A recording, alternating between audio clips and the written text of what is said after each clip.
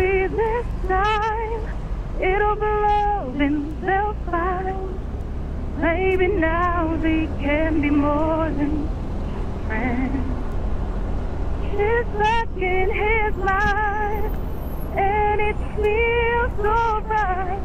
Maybe this time love won't end. Nilalamig naman ako sa boses mo, ma'am. She's smiling like she used to. Joke lang, okay na yun. Ang galing. Yay! Nilamig ako sa boses mo, ma'am. Let's go! Yes po, yes po. Magsa-shower ka po kayo. Meron po ba?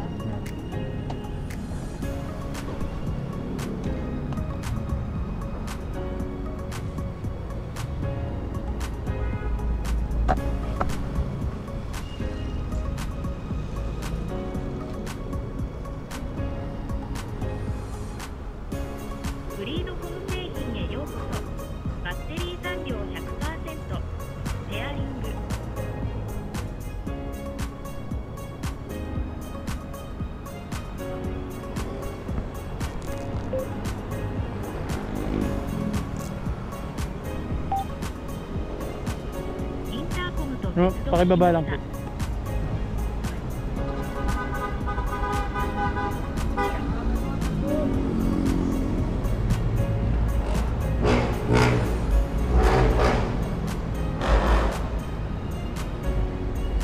Saan sa Diliman to, ma'am? Opo. Galing. Naririnig. Naririnig niya ako. Saan sa Diliman to? Hindi ko alam, kuya. Ngayon pa lang kayo pupunta dyan. Aromata. Oo. Wait lang. Anong tawag mo rin sa ganito? Ano yan, ma'am? Intercom? Ayun, intercom. Opo. Magkano yung ganito? Depende, ma'am. Depende sa intercom. May iba-iba kasing presyo yan.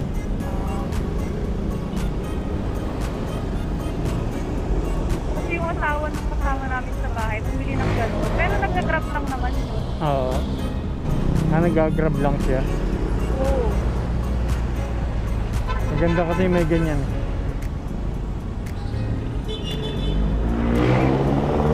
Baka gagamitin niya dun sa pagka nagra-ride sila. Pero naririnig ko sa ibang rider na nakakasabay mo, hindi. Pwede rin, pwede pong i-connect.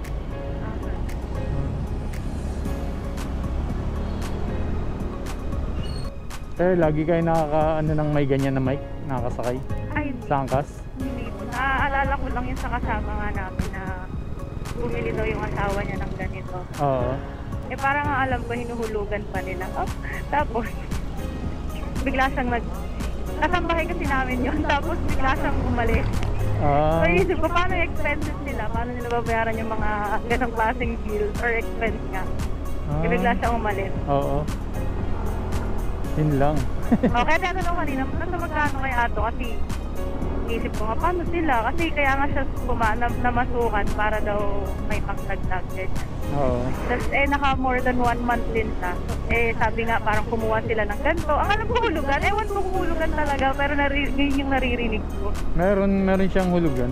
Ayun, baka ganun. Kinukuha nila sa home credit siguro. Sa mga ganun din sa binibili, yung mga appliance center. Meron din sa mga ganun. Meron din sa online. Okay. Galing na ang linaw.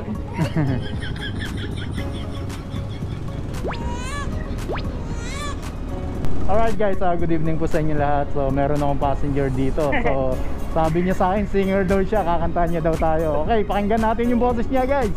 So let's go. Ready, get set, go. Two old friends meet again, wearing all the faces, and talk about the places they've been. Two old sweethearts fell apart somewhere long ago.